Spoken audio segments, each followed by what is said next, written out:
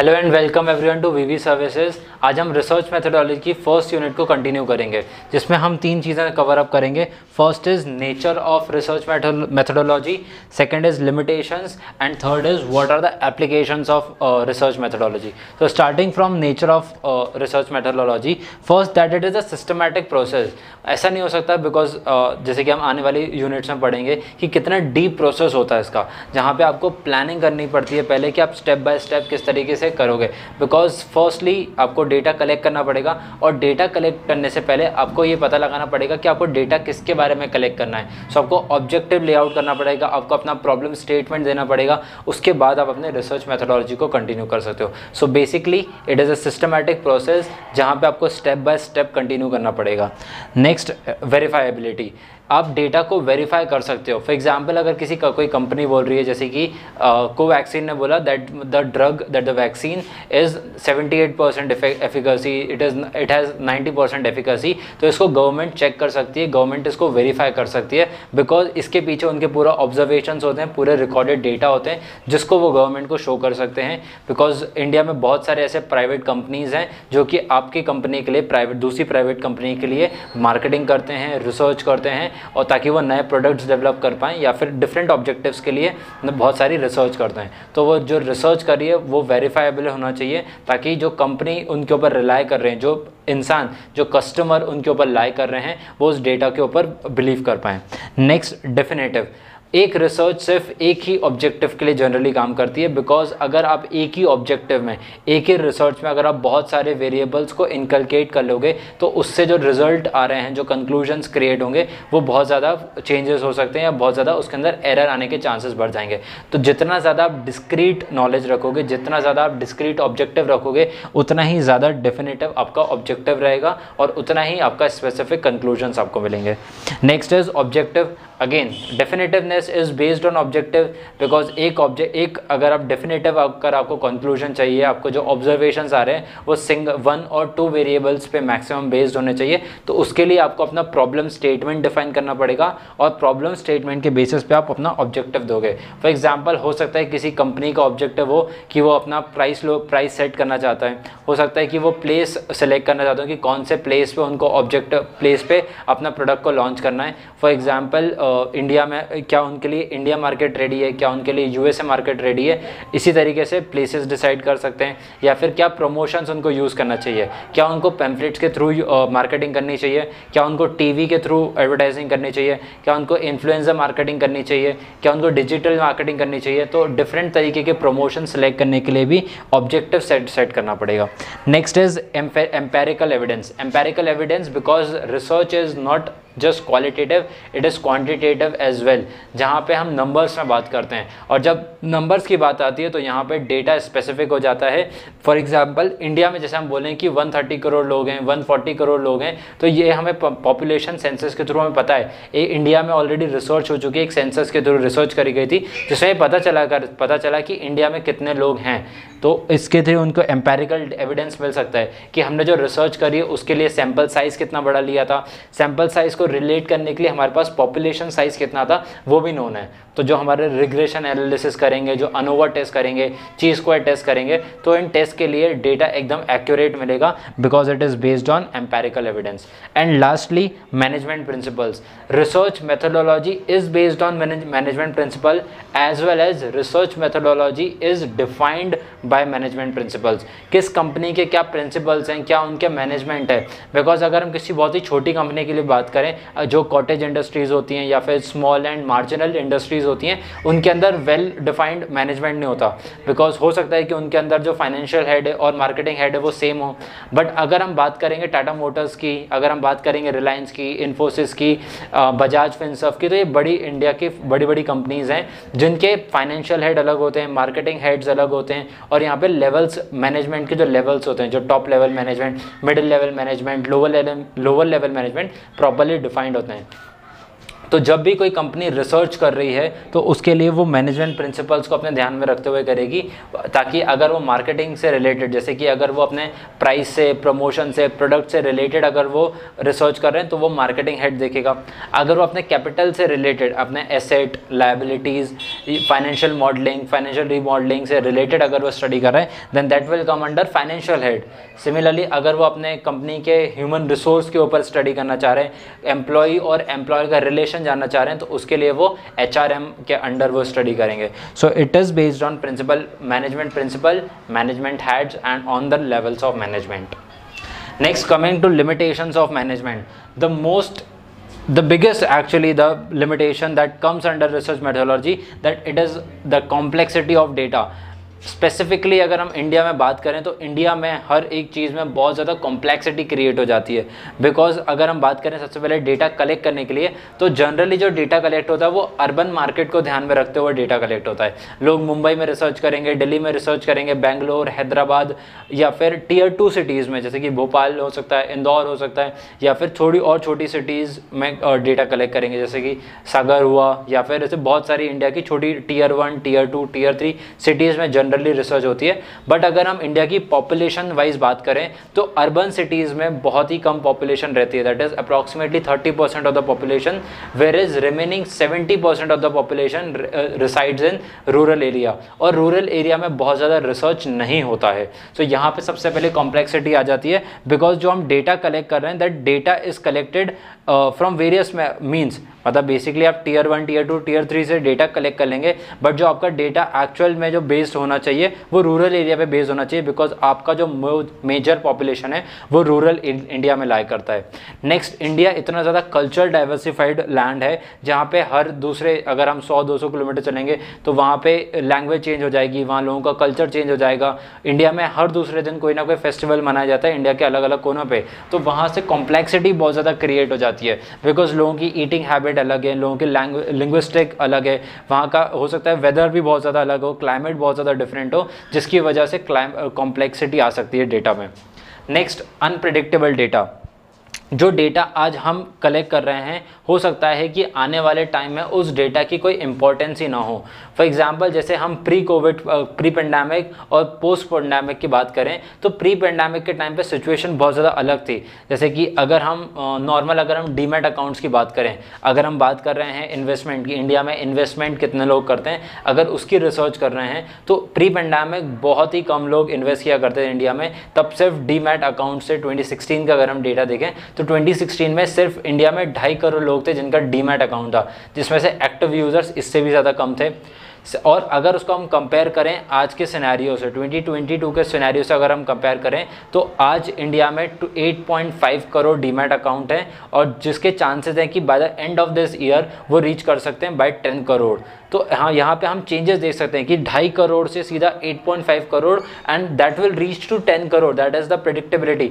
But अगर हम बात करें कि ये चेंजेस क्यों आए हैं, तो चेंजेस आने के बहुत सारे रीज़न हो सकते हैं। बट अगर किसी ने रिसर्च की होती 2016 में, 2018 में, 2019 में, तो वो ये प्रेडिक्ट नहीं कर पाते कि पेंडेमिक आने के बाद डीमैट अकाउंट्स में इतने ज़्यादा चेंजेस हो सकते हैं, या फिर लोग इन्वेस्टमेंट में इतने ज़्यादा फोकस हो सकते हैं, स्पेसिफिकली अगर हम इंडिया की बात करें। सो जो अनप्रेडिक्टेबल सिनेरियोज होते हैं, जैसे कि वायरस आ गया, या फिर कहीं पे लैंडस्लाइड हो गई, या फिर सुनामी आ गई, अर्थक्वेक आ गया, वोल्केनिक इरप्शन हो गए, साइक्लोन्स आ रहे हैं, फ्लड्स आ रहे हैं, तो ये अनप्रेडिक्टेबल सिचुएशंस होती हैं जो कि नेचुरल डिजास्टर्स होते हैं, जिनके थ्रू हम प्रेडिक्ट नहीं कर सकते कि आने वाले टाइम में क्या होने वाला है।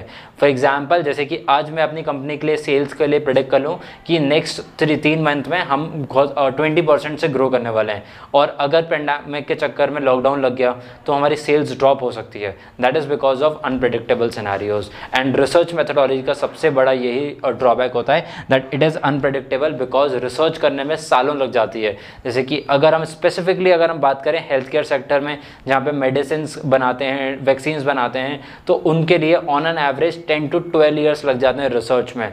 अगर हम किसी प्रोडक्ट को डिज़ाइन कर रहे हैं तो उस प्रोडक्ट को डिज़ाइन करने में फार्मास्यूटिकल्स में बहुत ज़्यादा साल लगता है। अगर हम लाइफस्टाइल में देखेंगे तो लाइफस्टाइल में बहुत कम टाइम लगता है, बट क्योंकि फार्मास्यूटिकल में टाइम ज़्यादा हो जाता है तो उसमें अनप्रेडिक्टेबिलिटी भी बहुत ज़्यादा हो जाती है। Next, subjective data. Subjective data का मतलब क्या होता है, जैसे कि अगर हम कंपेयर करें लाउडनेस को, अगर जैसे कि अगर मैं आपके सामने एक वूफर रख दूं और वूफर 100 लोगों के सामने बजाऊं तो कुछ लोगों को लगेगा कि यार ये बहुत तेज़ है। जैसे कि हमारे पेरेंट्स जनरली होते हैं, पेरेंट्स को बहुत ज़्यादा लाउड म्यूज़िक पसंद नहीं होता है, तो वो लोग क्या बोलेंगे, इसका बहुत ज़्यादा लाउड म्यूज़िक है। बट कोई अगर बहुत ज़्यादा पार्टी पर्सन है, बहुत ज़्यादा क्लब्स वगैरह जाता है, तो उसके लिए वो साउंड बहुत ज़्यादा फीबल हो जाएगा, क्योंकि उसके लिए प्रिडिक्ट मतलब वो एक तरीके से सब्जेक्टिव डेटा है। एक पर्सन के लिए हो सकता है वो बहुत ही फीबल साउंड हो, और हो सकता है कि दूसरे पर्सन के लिए वो बहुत ज़्यादा लाउड साउंड हो। तो सब्जेक्टिविटी का जो डेटा आता है वो बहुत ज़्यादा कॉम्प्लेक्सिटी क्रिएट कर देता है इन फाइंडिंग्स। जैसे कि हम अगर नेचर की बात करें, हम लैंग्वेज की बात करें, हम क्लाइमेट की बात करें, वेदर फोरकास्टिंग की बात करें, या फिर इंडिया में रिलीजन्स की बात करें, तो रिलीजियस ये एक सब्जेक्टिव डेटा है, ये वेदर सब्जेक्टिव डेटा है। तो इसी तरीके से बहुत सारे ऐसे डेटाज निकल के आ सकते हैं जो कि सब्जेक्टिव इन नेचर होते हैं, और सब्जेक्टिव नेचर का जो डेटा होता है उस पर हम एम्पेरिकल एविडेंस नहीं लगा सकते हैं। Next is incapability of researcher. हो सकता है किसी रिसर्चर ने उसकी जो मास्टरी फील्ड हो वो मार्केटिंग में हो, बट वो रिसर्च कर रहा है फाइनेंशियल कैपिटल्स में, या फिर वो ऑडिटिंग कर रहा है किसी कंपनी की, या फिर अकाउंटेबिलिटी चेक कर रहा है। तो वहाँ पे रिसर्चर्स की जो कैपेबिलिटी वो लिमिटेड है, बिकॉज उसको जो स्टडी आती है वो सिर्फ मार्केटिंग से रिलेटेड आती है, उसका फोटे नहीं है फाइनेंशियल। या फिर अगर मैं उसको हेल्थ केयर सेक्टर में अगर रिसर्च कराऊंगा, फार्मास्यूटिकल फील्ड में अगर रिसर्च कराऊंगा, तो वहाँ पर उसकी इनकेपेबिलिटी सामने आएगी, बिकॉज वो उसकी मास्टर डिग्री नहीं है, वो उसका नहीं है। यहाँ पे रिसर्चर लैग कर सकता है कि उसको कौन सा मेथड चूज करना चाहिए था, कितना सैंपल साइज चूज करना चाहिए था, किस पॉपुलेशन पे रिसर्च करनी चाहिए थी, और क्या प्रॉब्लम स्टेटमेंट हो सकता है, उसमें वो लैग कर सकता है। Last is heterogeneity.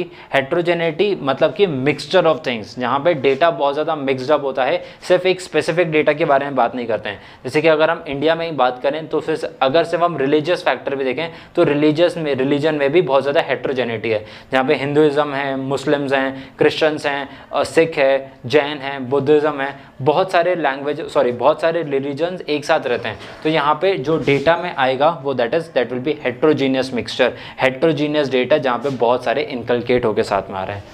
Next is applications of marketing, applications of research methodology in marketing functions. Marketing में बहुत ज़्यादा इंपॉर्टेंस रखा था, जैसे कि हम मार्केटिंग में अलग से पढ़ रहे हैं मार्केटिंग रिसर्च, तो रिसर्च में सबसे पहले 4 पीस फाइंड आउट करने के लिए हो सकता है मार्केटिंग कर रहे हो। फॉर एग्जांपल अगर मुझे कोई प्रोडक्ट डिज़ाइन करना है तो उसके लिए मुझे रिसर्च करनी पड़ेगी कि क्या मैं इलेक्ट्रिक व्हीकल लॉन्च करूं, क्या मैं हाइब्रिड व्हीकल लॉन्च करूं, क्या मैं पेट्रोल व्हीकल लॉन्च करूं, क्या मैं डीजल व्हीकल लॉन्च करूं, या फिर उन प्रोडक्ट के अंदर मैं क्या चेंजेस लेकर आ सकता हूं, क्या मैं न्यूक्लियर एनर्जी बेस्ड गाड़ी लेकर आ सकता हूं, क्या मैं hydel power based vehicle launch कर सकता हूं। तो ये प्रोडक्ट स्पेसिफिक, अगर मेरे को कोई नया प्रोडक्ट इनोवेट करना है तो उसके लिए मुझे रिसर्च करनी पड़ेगी।